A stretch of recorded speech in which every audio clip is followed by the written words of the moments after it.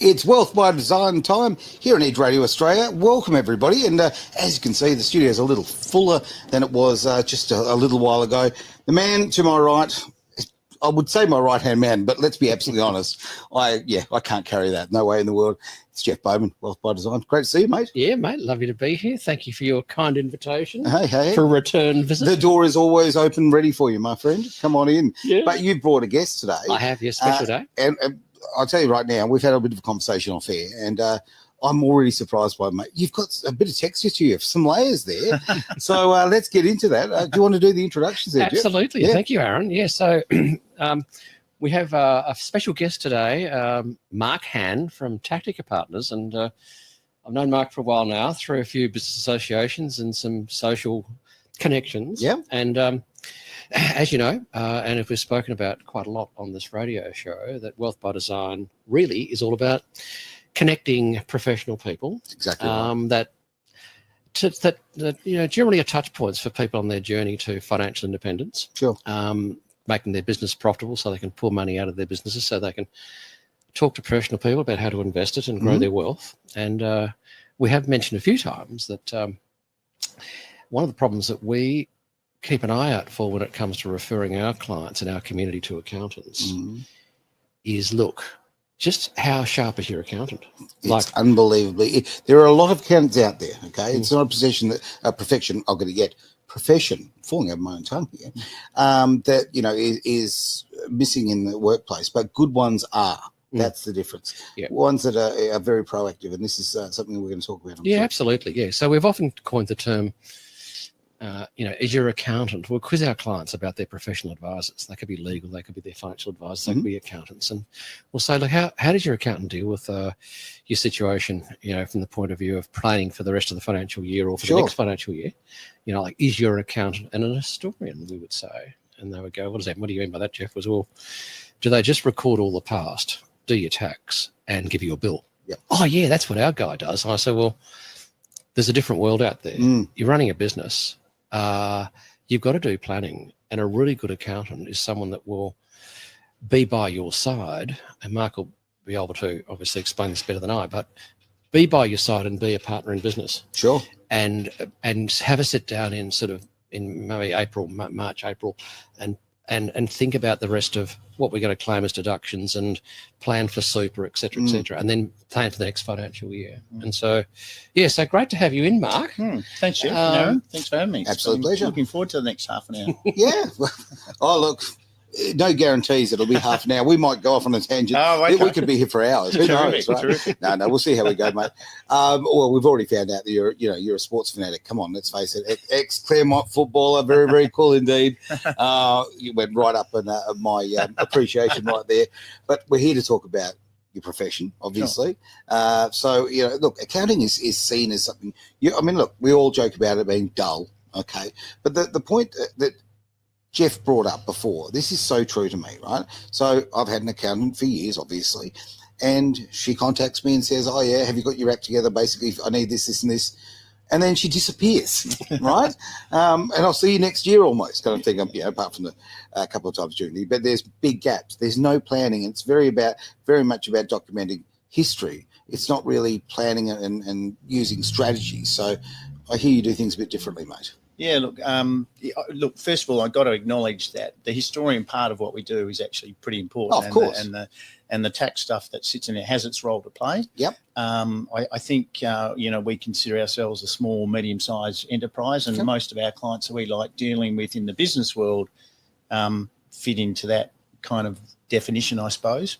What we try and help our clients do is help them to be comfortable and educated around their numbers, and helping them to create processes that allow them to look into the future. So we do look out the back window a fair bit, but we like to help them look through the front window. And what I've come to realise, I suppose, over the last however long I've been, 20, 30 years, so I won't give away too much of my age, but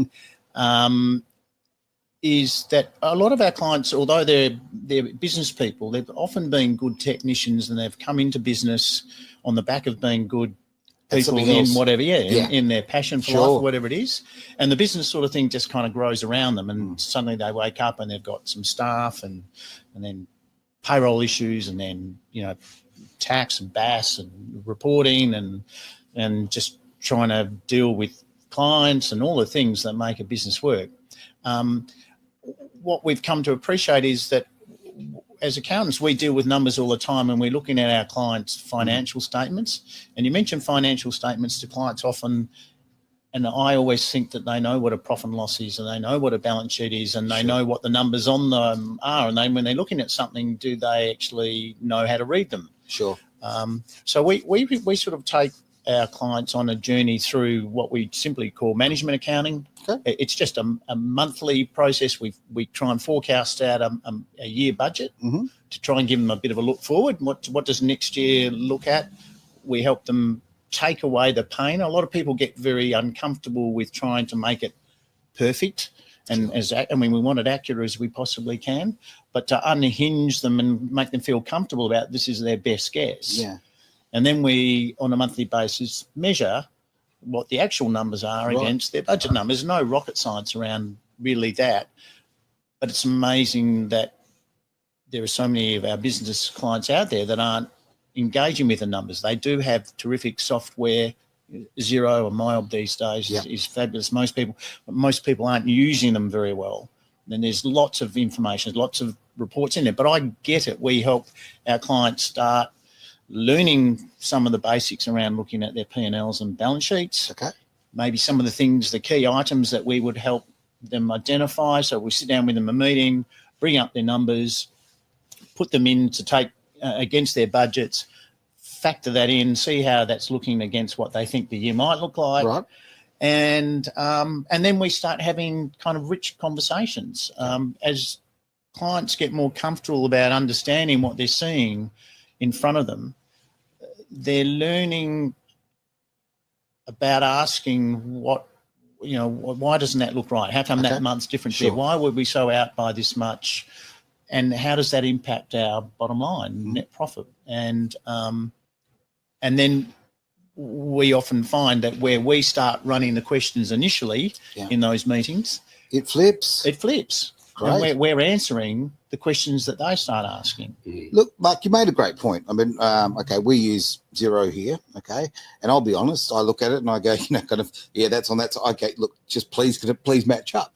And I have these moments of, gee, I wish there was someone who would just look after this for me. And I mean, having those projections and knowing if you're on target, I guess, is a really big thing, because if you just leave it and it comes to the end of 12 months or the big rush before the end of the financial year, there's a lot of pressure and you can get it wrong, right? Yeah. This is where expert advice is so important. It really is a big deal. Yeah, it's key. And I think, one of the very basic fundamentals of that is if the information's not reconciled, it's not correct, it doesn't matter what sort of reports we throw up, we're talking nonsense.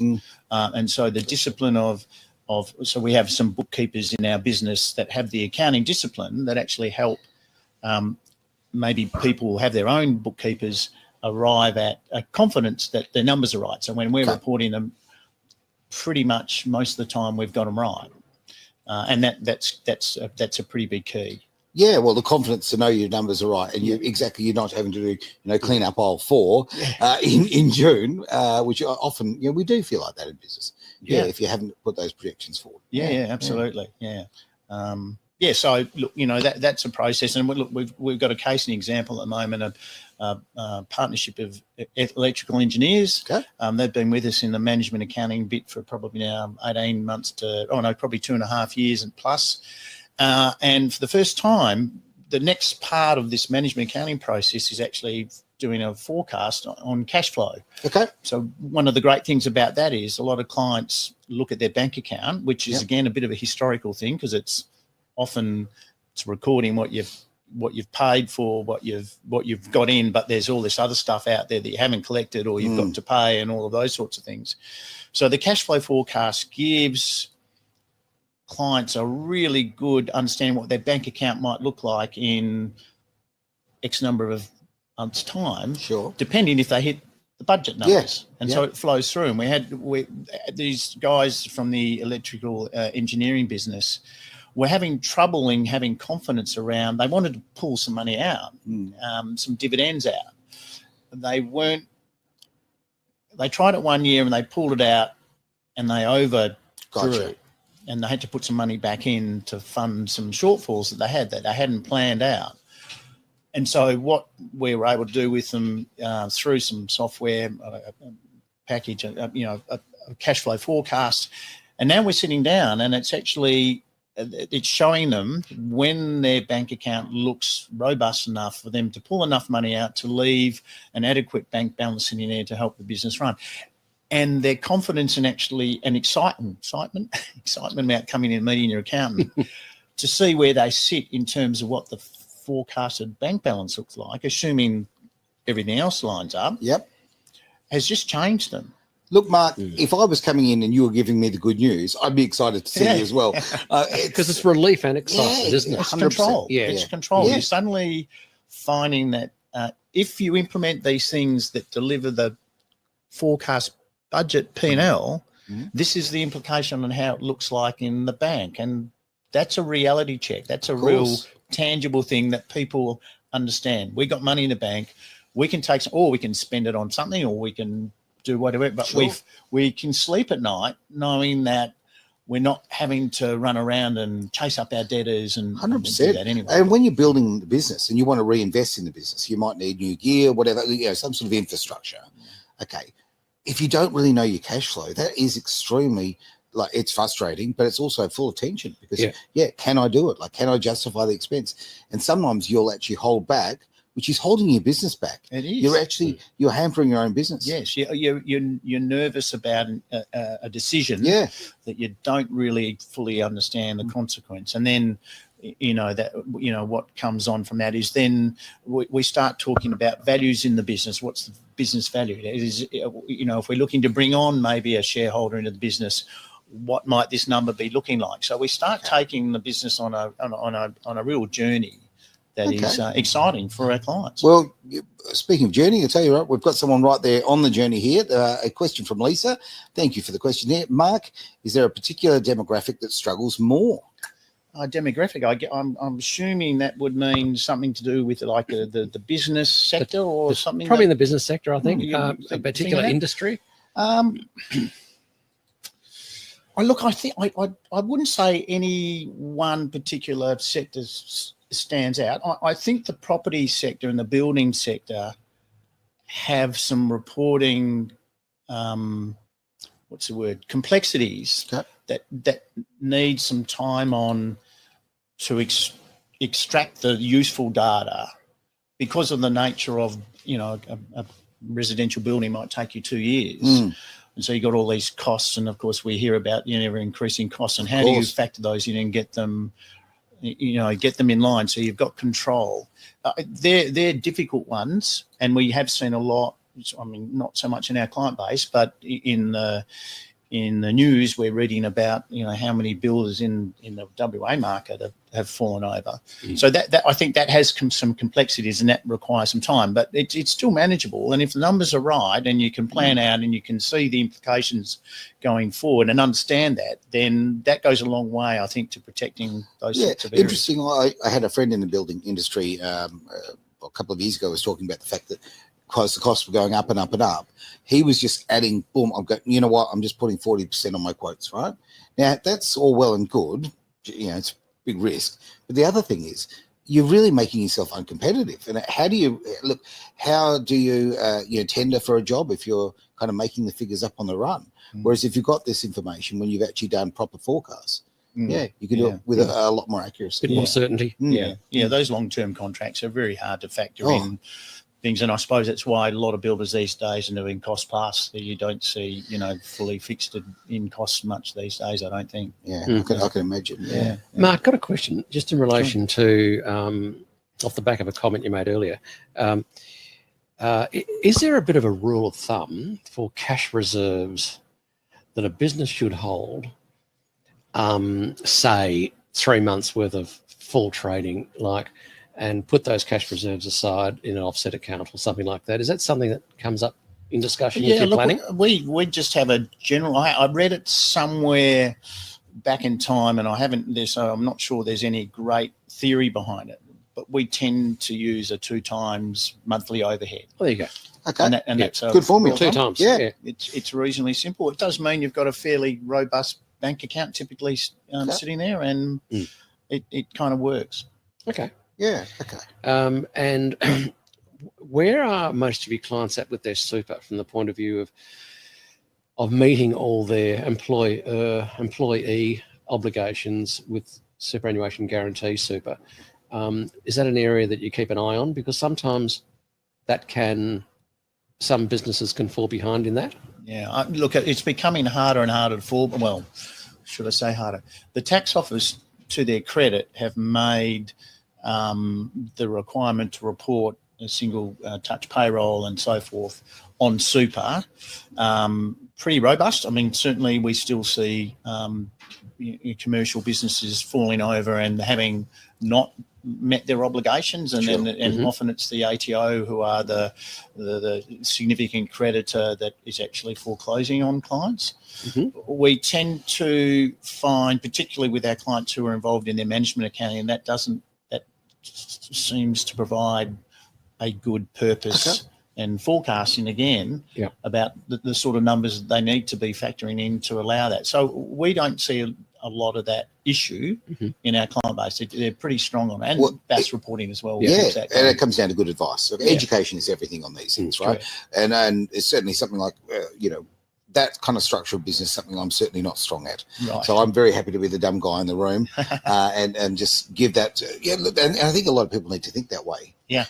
Give the jobs to those who have got the talent, who've got the skill, have got, the structures is a big thing too. Certainly. You when you're talking to clients about, asset protection, we work hard to build our asset base, and often it's house, home, and some other pieces that hang off that. Sure. And you certainly want to protect that from if you're in business, high risk structure such as a business needs to be structured separately and independently away from some of the other things that are going on. So it's a significant part of your advice. And a lot of things, a lot of people would be if you've started as a sole trader, for argument's sake, everything starts very simple and then it grows and grows, and therefore you might have structures that are completely out of date. Yeah. So you need to get that advice on how to build these things. Correct. And to the government's credit, particularly around some small business concessions, they've made the ability to roll out of sole trading structures into trust structures or company structures. I won't say much more straightforward, but it does come through without having to incur significant capital gains tax obligations and things like that. So, good advice around because people do grow, their businesses do grow. They start from nothing. They have no assets. They're going out and having a crack at something they typically enjoy.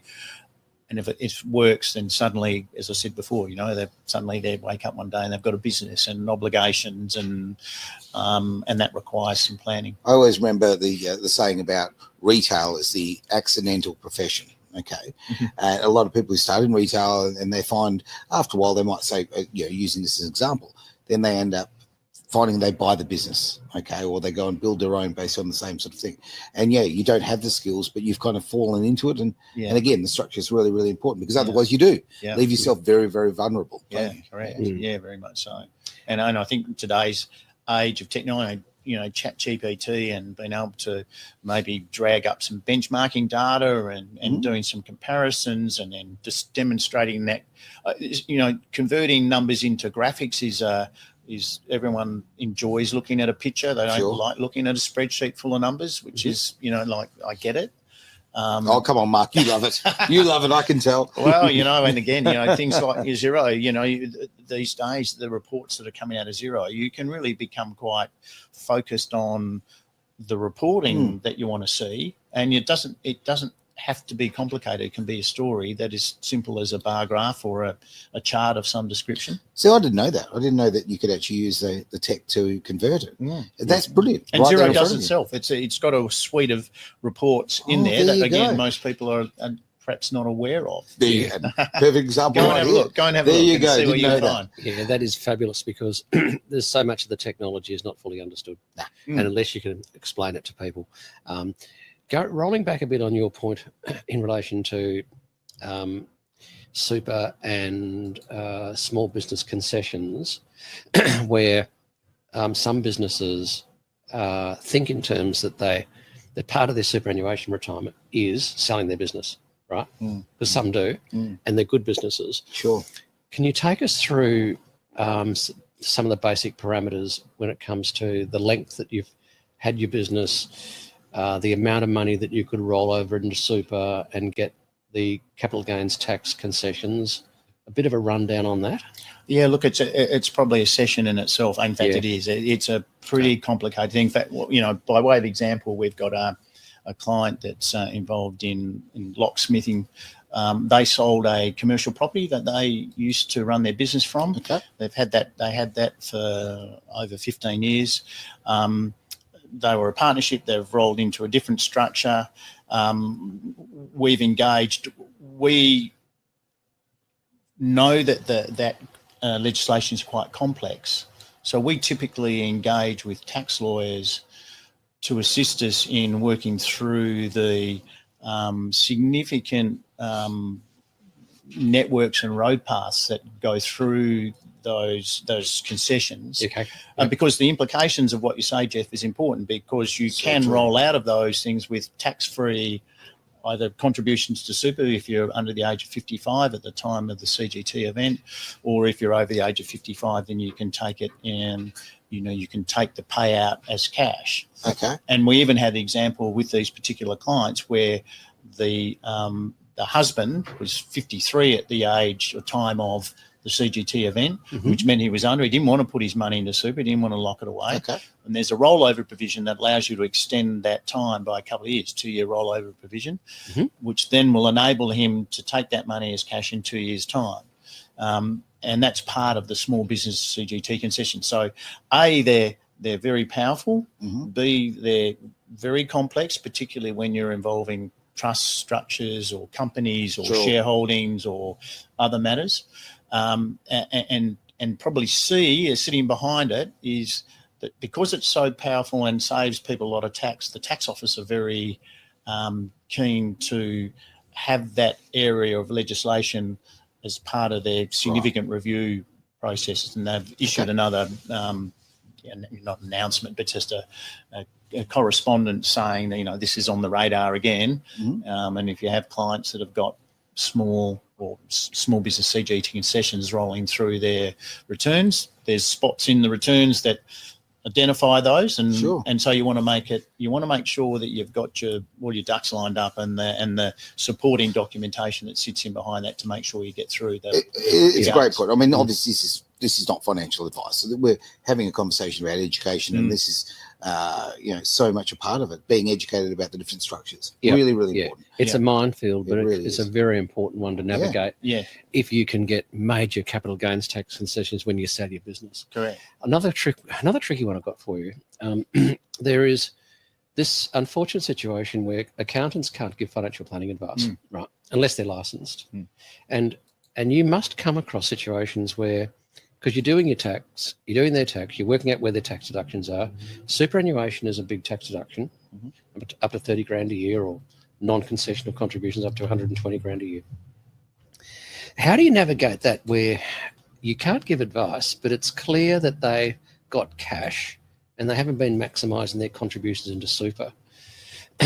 Because it's an obvious one. It's a tricky one for accountants. And we come across that a lot, where we'll say, look, you haven't been, because we don't give advice either, but we do lots of investigation work and we do lots of education. And so we'll go, you didn't meet the deadline to put your 30 grand into super, this year, like 2024. Right. And I go, no, we didn't, because, we don't have an advisor. We didn't really know how to do it. And I would go, but you've got heaps of cash and you're paying full tax and your super balances are low. Any reason, isn't that something you should be considering? And they go, oh yeah, Jeff, can you help us? Well, it's difficult for us too because we can't give advice, but we can give them education around things like, well, you can put in 30 grand a year. That's just public knowledge. But then, because we know, being financial advisors, you can actually go back 5 years and there's things called catch-up provisions. So we'll educate them on how that works. Gotcha. And we'll say, and I found about 300,000 in catch-up provisions You've got of to be super kidding me. for a couple. Wow. That were paying all their money out of they were paying themselves 150 odd grand each out of their family trust. They ran a paramedical business. Sure. And I'm just curious as to know how Mark would deal with something like that. Do you refer that work straight to a financial advisor that you know? Is that how you do it? I suppose, and this might be treating a fine line, we can provide tax advice. So we can demonstrate to people the tax implications of making a concessional contribution, and we can advise them of what their either concessional cap is, or if they've got the carry forward rule available to them, what they might be able to make a contribution to. We got to be careful to say we can't tell you to make the contribution because you've got to consider your wider financial things, and then then you go and speak to your financial planner to make sure that fits within your other financial plan. Now, if a client decides not to do that, that's entirely their remit. Yeah. But as long as we're saying we're giving you the tax advice and we give the tax implications, and we can put out a table of tax forecast base if you do and if you don't. We do spend a bit of time around that with clients in our last quarter of the year as we head towards the 30th of June, because, as you say, people do get late and lazy and not lazy, but get caught up in other things. But it can lead to significant tax breaks for clients, which is, generally a pretty straightforward thing to implement. Yeah, well, let's look at the very simple terms, okay? In business, okay, I mean, it depends obviously on your tax rate, all sorts of things, but ultimately, if you could make an extra 17%, while everything's been adjusted, like when you're fighting for most businesses for 2 or 3%, 17 is fantastic. I know. Why pay it if you don't have to? We talk about that a bit with our guys. Like, it's an obvious one. If you're earning between 35 grand and 130 grand or something, 45 and 135K, you're in the 32 cent bracket. Correct. So we'll often say, look, if you're not making the maximum 30K deduction between your employer contributions and extra top up should you do yourself, and the super fund's got to pay 15% contribution tax. We'll take 15 from 32. Oh, you got 17. Oh, there you go. Yeah, and you go, gee whiz, that's pretty good.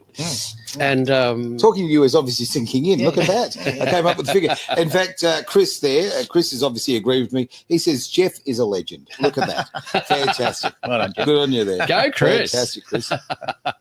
I've just been to lunch with Chris. He's onto it quickly.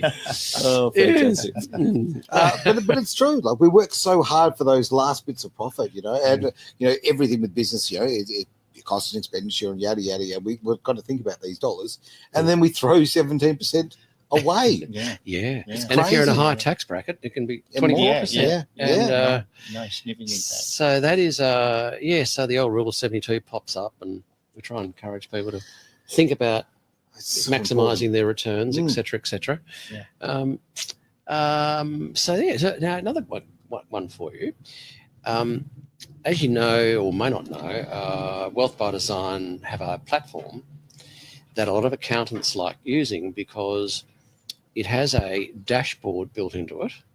So the account holders can give their professional advisors, their FinPros as we call them, which is their self-managed super fund advisors, their tax accountants, their bookkeepers, even their estate planning lawyers, get access to their crypto asset data. And of course, it's filtering through now, but we're getting accountants refer work to us where their clients have said, hey, do you know of anyone that can assist us with security around their crypto assets? And it's a question that will go to the accountant, because the accountant's looked at the balance sheet and like there's 380 grand worth of crypto assets on the balance sheet, and it's probably not in super, it's probably in their private name, and they've been building them up for a while. Are you starting to get any of your clients say, hey, do you know anything about crypto? Have you getting any of that yet? Look, there's smatterings of conversation around it. We've had it, and can be a bit of a nightmare in terms of trying to compile the summary P&Ls around what they've done on their crypto trading, particularly going back a couple of years where people were using different exchanges and they were transferring Bitcoins from here to there and then creating other coins. I think in the platform you're referring to now, what I understand is that you guys provide those financial accounts at year end as part of the process. And, as far as accounting goes, I haven't seen your reports, but I understand they deliver everything that we need in terms of providing the information that gets lodged into the tax return. And, the ATO are onto it and they're issuing, advice around how that's done, and they're tracking the exchanges, and they're aware when people are doing Bitcoin and crypto kind of transactions. So I'd say it's not an avalanche of information, but there's certainly it's starting to trickle through. Yes, very much so. Yeah, good. Yeah. Oh well, that's just part of the financial landscape and the diversification of assets. I'll pop that up on the screen actually, wealth99.com, because obviously that's in the crypto sphere as well. Always good to sort of know about these things. Great to see these questions coming through. And I do notice we've actually got a lot of questions coming through on other platforms that we can't see. So we'll have a look through the week on those ones. That's absolutely fantastic. Now, we've been talking a lot about finance. We do that, wealth by design. But, let's get back to the football, mate. Now, come on. No. I'm only teasing. But, hey, how many years were you with the Claremont Footy Club? My career was 83 to 93, so I was there for 10 years. That's fantastic. Great club. It was a great club. It is a great club. Yeah. And so, I love the concept of sport and how it engages the community and all the benefits it provides. And so to play for Claremont was great. I was there in an era where the Dockers, had started, the Eagles were starting, had started in 87. So we were going through that transition. And then and a lot of my very good mates have come out of the football world. Sure. So I always like people who have a competitive side when it comes to business. Let's be honest. If you've had a bit of a sporting life, or it's just it's in your DNA. It is a bit in your DNA. Yeah. I do try and suppress it a bit because sometimes losing marbles against my kids is a bit of a worry. No. It teaches them to be a better marble player. It does. Right? It Come does. on. It's a very important skill. And Mark, you had a stint as a WA commissioner as well. I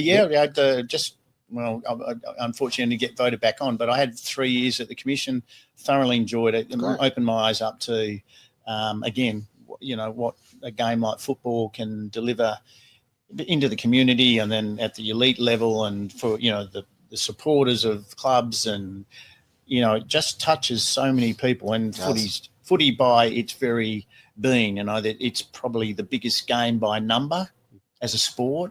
For teams, so it's 2 teams to play. It's 40 plus. Depending on how many you're rotating off the bench, and then it's got another 20 people around who are volunteers, and then now we've got women's and all abilities and masters and amateurs, and